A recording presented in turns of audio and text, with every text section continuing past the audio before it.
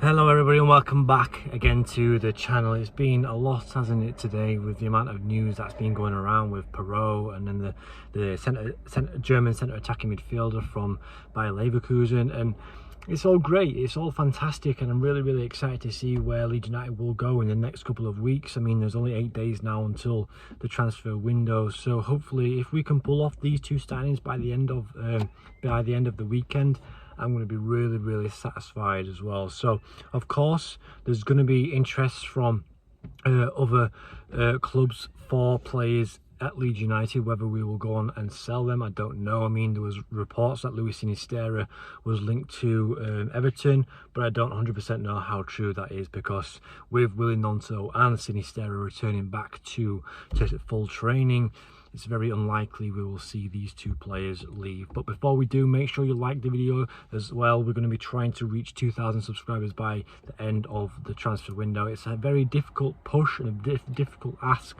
to do, but it's a goal that I want to try set. And as well, don't forget, 2,000 subscribers, we will be giving away 2 Leeds United shirts as well. So let's get into today's video.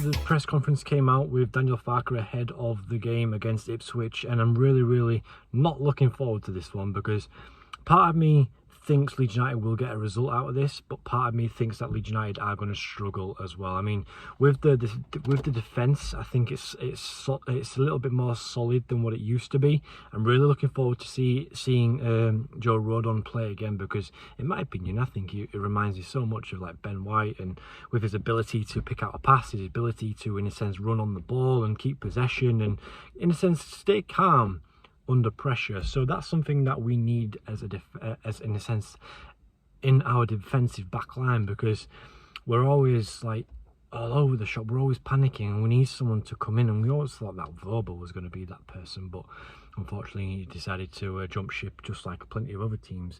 But if Leeds United can go in this game with Sinisterra and Gnonto and Ruter, and maybe bring in a couple of players hopefully before Saturday, I think Leeds United are going to do okay. I mean, I'm really nervous with how strong Ipswich are. They've brought in Brandon Williams from Manchester United on a loan, so that's a very top signing for them, because personally I think they're going to do really well this year.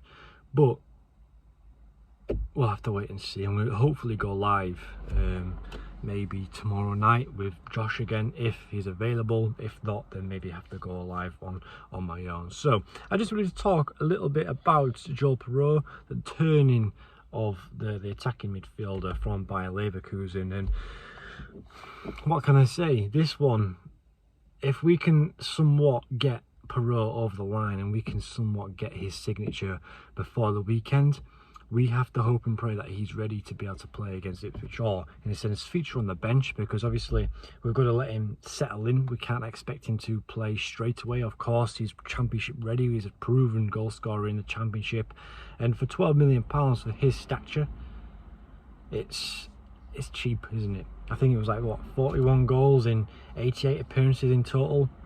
It's like a goal every other game, you know, and that's just unbelievable. Like, the stats of this guy is just the natural finisher, is going to fit perfectly in the Daniel Farke system, and hopefully this will be it then, and we'll have our number 9, and we'll go on and onto new heights. And what's this going to mean for Patrick Bamford?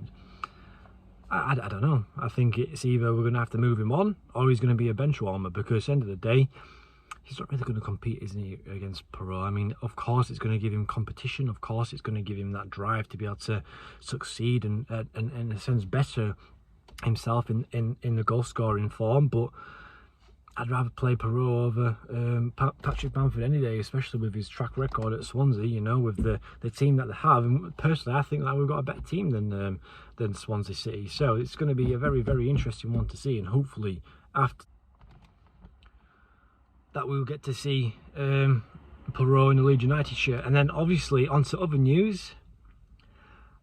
Amiri, I think that I'm not very good at pronouncing names, but there has been a U-turn. Of course, I did pre-recorded videos in my in today's video, but that's the only issue, isn't it, with pre-recorded videos, because you're not like fully up to date. Of course, this is a live video of me recording of news that's come out recently, but when it comes to pre-recorded videos, you're a little bit behind, aren't you? Just trying to be able to catch up, trying to be able to, in a sense, keep everything updated and keep you guys updated on what's happening. And as well, it's taken a U-turn. According to reports, according to Kicker, or I don't know how reliable these are, but according to reports, Leeds United and Bayer Leverkusen have come to agreement. He has agreed a 4-year deal at the club, believed to be around about 5 to 6 million euros. So that is an absolute steal, especially with his ability to play as a playmaker, the goals and assists that he's managed to accumulate over the last few years. And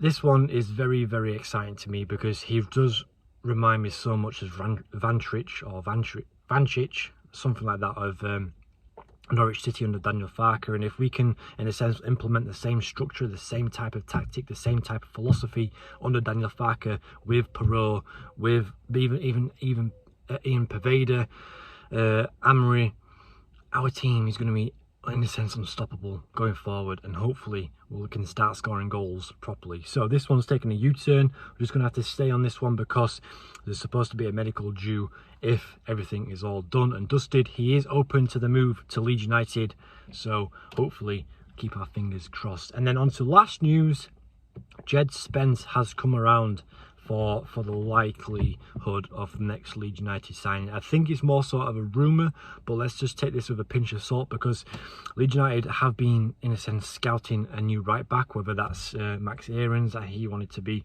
Sam Byron was going to be playing right back, but we're playing him left back.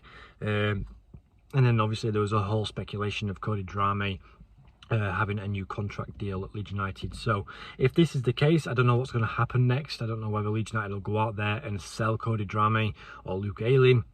I'll have to wait and see. And I think with the whole Jed Spence thing, I think it would be more of a loan option. So I'm not going to complain because we can bring in another loan option. That's fantastic. I think you can bring 4 or 5 loanees to the club. So if we can get that one, that'll be an absolute fantastic signature, and hopefully we can go out there and buy a centre midfield. But anyway, guys, thank you so much for watching. Everything's all updated now. I'm updated, you're updated, and hopefully we can start just doing maybe 1 to 2 videos a day again. So anyway, guys, thank you so much for watching. Make sure you subscribe to the channel too, and I'll see you in the next one.